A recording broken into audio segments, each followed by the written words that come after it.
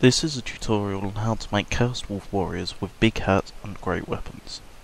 They're an alternative to Xander's masked models created from the Battle for Skull Pass miniatures. First of all, I'd like to apologise for my slightly less impressive sculpting skills, but I hope that this inspires and aids those that watch nonetheless. First of all, you'll need all of your parts: green stuff, a Dwarf Miner, clippers and a pushpin. To begin with, carefully cut or saw off the pin part of the pushpin, and be careful to not let it fling around for obvious safety reasons.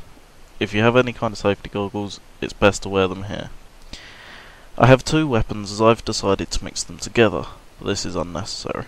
And once we've got all of the pieces together and have them all prepared, ready to use, the first stage is to cut off the helmet part. Use the rim of the helmet as a guide, leaving it attached as a platform for the hat. Next, try to cut off as much of the beard sculpture as possible. Try to leave the undetailed back of it intact so that it can still be glued to the back properly. Glue the body and the leg section together. Whilst this dries, we'll move on to the next part, the weapon. I want to combine two of mine together, so I'm just cutting the weapon's head off. If you're going to try this yourselves, try to find a rim or a lip on the weapon and cut against that. This helps to create a level piece to glue with and will help to give a larger gluing area. It also masks where the join will be. I'm going to take the pick part of this weapon off and glue it on top of the flat piece of the handle. I preferred the other weapon's arm, hence the weapon head swap. It can be quite tricky to glue the pieces together. I've had some extra difficulty here because I didn't wait for the spike to glue first. I decided to film this all in one go and didn't really want to wait around for ages. Anyway, glue it on and do your best to get it straight. Here is a quick example of Xander's method of doing a beard. I personally found that my sculpting tool was a little too thick to actually do this, so I created my own method.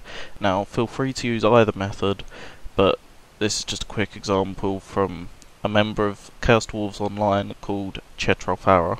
I hope I've pronounced that right, but this is a picture of his work based on Xander's tutorial. For my method, take some green stuff and mix it together. Oddly, I cut green stuff from the ribbon, but that helps me to judge it a little better. Some of you may wish to rip it off instead.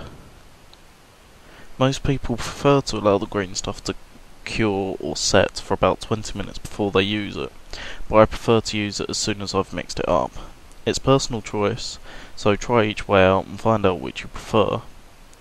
Once the green stuff is mixed, take a piece of it and roll it into a thin sausage. If it tapers to a point at one end, it's actually a good thing. Place it onto the model with the thick end at the top, then use just the very tip of the sculpting tool to essentially stipple the sausage. Do your best to keep its original shape, which may find easiest by doing a line down the middle, then a line of one side and a line on the other.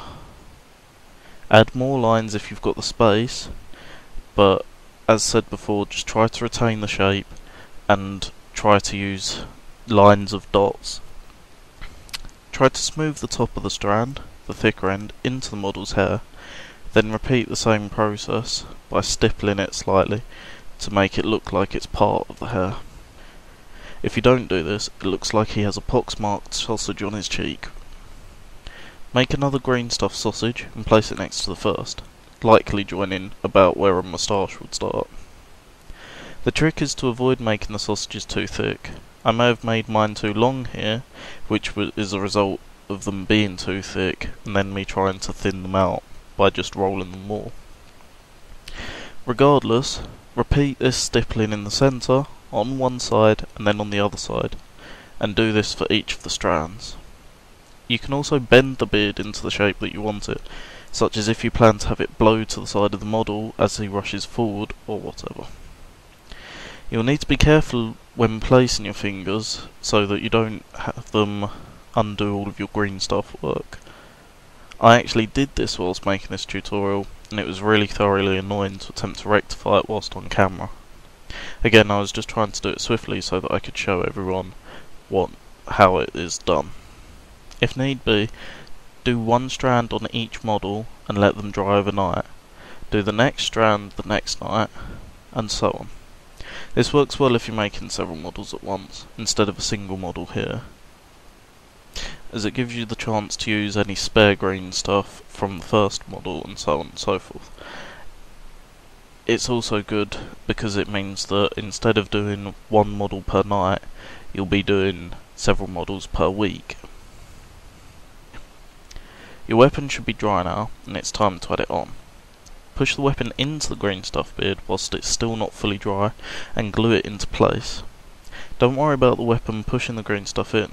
This will actually make it look more realistic, because of course a beard is pushed in by an arm if held there. Otherwise it looks unnatural because it seems to suddenly cut into the beard just sort of stops against the arm and then it starts growing again under it. On this model I had very thick green stuff strands and so the rest couldn't quite join. So I used a little bit of green stuff to fill it and just smooth it out. To smooth it, I used the opposite end of the sculpting tool, made it very wet and dragged and pushed it until it looked smooth enough. Once this is dry, and you probably should let the green stuff dry at this stage, the next thing to do is add a hat. I couldn't quite get the entire pin part cut from the bottom of mine, so I've added a small blob of green stuff. I actually added a little too much, so try to use less. In terms of green stuff on these models, the less that you actually use, the more likely you are to be able to use it effectively. The green stuff here is actually going to give us a flatter surface for the hat to connect with the helmet rim. If you remember, we cut off the top of the helmet right at the beginning. This is so that the hat will join on with ease. Take an almost imperceptible amount of green stuff and use it to smooth the bottom of the hat. This will allow you to form a rim rather than making it appear as though his hat is on top of a pillar. Use the same smoothing technique as described before, just to bring it up to the edge of the hat and allow this to dry. You have to let it dry at this point because otherwise the hat will move about and the smoothing technique will be wasted as it wrinkles and stretches. I decided not to waste the miner's hat, so I clipped the helmet away from the candles and have simply glued the candles atop his hat to make it less plain. I glued the model to the base and for me it was done. Some other things you could consider are to bulk the hat out by adding some green stuff to the middle, thinner, taller portion, and or to add decorations to it, such as a green stuff arrow, which is very Chaos Dwarfy. To make a green stuff arrow, like the one on my bull centaur's hat pictured here, try to make a basic arrow shape from the green stuff. Once it's dry, use a hobby knife or the clippers to straighten the edges and a file or sandpaper to smooth and flatten the front of it. Thank you very much for listening. I hope I've been of help, and if there's any comments or feedback, I would very much appreciate them. Thank you again.